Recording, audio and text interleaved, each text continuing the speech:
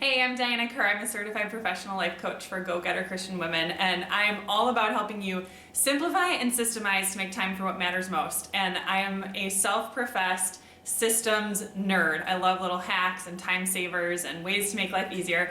So today I'm going to share with you my third installment of life hacks. Make sure you hit subscribe so you can see future videos like this, and I will put links below to the last two videos. Most importantly, make sure that you subscribe and join my email family for some extra content that I don't share on YouTube, and I will send you my free guide, 3 Lies About Time Christian Women Tell Themselves, and 3 Truths That Will Set You Free. Let's jump into the hacks. Hack number 1 is related to your junk mail. We all get plenty of junk mail, but we actually get way less junk mail than we used to in our family because I have used an app called Paper Karma. You can spend $3.99 to use it for a month, or $15.99 I think it is to use it for 6 months, and you will be able to use the app to just unsubscribe from all your junk mail. It is amazing how much less you have. Of course, if you have an assistant of some sort, you could also have that person unsubscribe you from things, but it's really nice how that cuts down on the amount of mail that you have to go through, and obviously is just less wasteful too. Hack number 2 is to put your recyclable containers in the dishwasher. You probably know, but if not, it is actually more energy efficient. It's better from a water standpoint to wash your dishes in the dishwasher than wash them by hand. And so then the same would go for recycling too as well, right? It's going to use less water, and it's going to save you time to put recyclable containers in the dishwasher rather than wash them out by hand, since you can, put it in the recycling full of food. So as long as it doesn't have a paper wrapper on it, in which case the water is going to shred that and make a mess in your dishwasher, just pop it right in, and then when it comes out, you can throw it right in your recycling bin. Something that I really value for my family, for the women I work with, and just for people in general is flourishing. I'm always thinking about what is going to help our family and others thrive and flourish. And a very simple thing that has helped do that for all of us, but especially for our 5-year-old, is this really simple calendar. I made this for him on Canva, and he can't read yet, but he can tell from the pictures what these things mean, so he knows when we have church, when it's family Sabbath day, when he is swimming, school, daycare, all of that. And this, it seriously took me like 10 minutes to throw together in Canva, but this has been so helpful for him because he knows what's coming next, and it just reduces the amount of questions that he asks us. This next hack, I give credit to Marie Kondo and the life-changing magic of tidying up, which I read back in 2015, I think it was, and I've been following this hack ever since, and that is to empty the contents of your purse or your diaper bag or whatever it may be every time you come home, unless there are things that you keep in there at all times. So there are certain things that we always keep in our diaper bag that don't move to other places.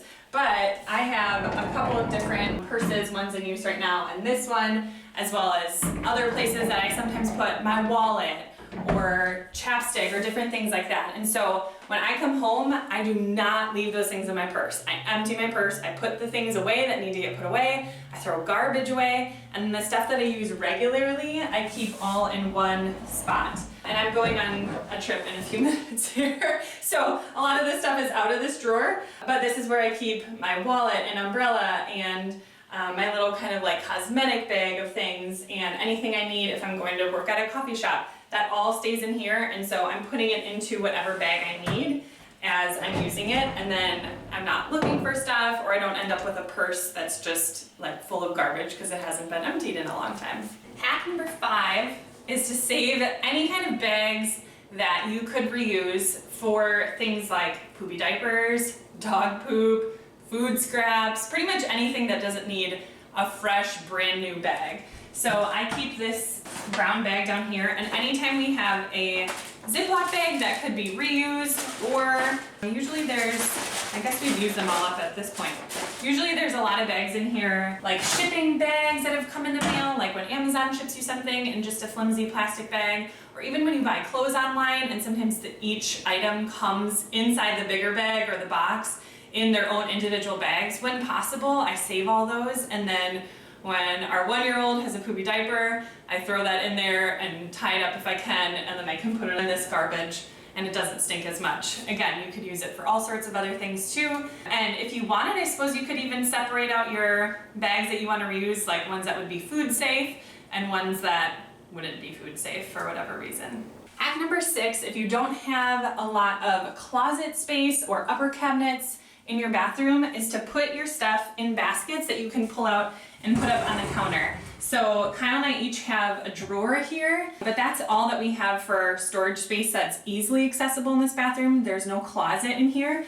So what I did was go to the Container Store and pick out 2 pretty baskets, and I have all of my morning supplies in one and my evening supplies in the other one, and then things that I use multiple times a day I keep in the drawer. So this works out really nicely. Obviously I just normally have one of these out at a time, but when it's evening I can pull this out and just set it on the counter and use that stuff and then put it away.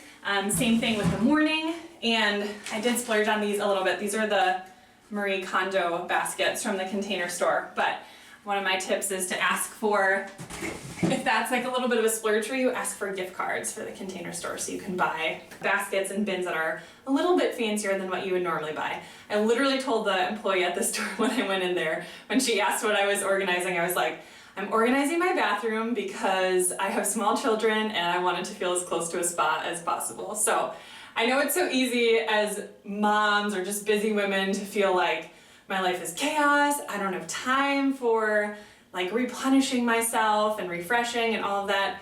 And I totally get that. I don't have time for as much alone time as I would like, or I don't want to spend the time or money to go get massages regularly. But even just feeling like my bathroom is clean and organized and the bins are pretty and they match makes such a difference. The next hack is, if you do have limited drawer space, to invest in some drawer organizers. I definitely have not done this in every area of my house by any means, but this was so worth the splurge to go to the Container Store and find organizers to fit in this drawer. It was definitely a little bit of a process because you're kind of doing a puzzle of trying to figure out which pieces are going to fit where and making sure you have slots for everything.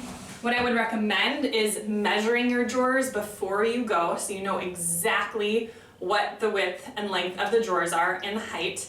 And then when you get there, they do normally have some spaces where they kind of have marked off. In the section where they sell those little organizers, they have some spaces marked off where you can kind of, for standard size drawers, where you can set those little bins around and kind of play with them and see what might fit.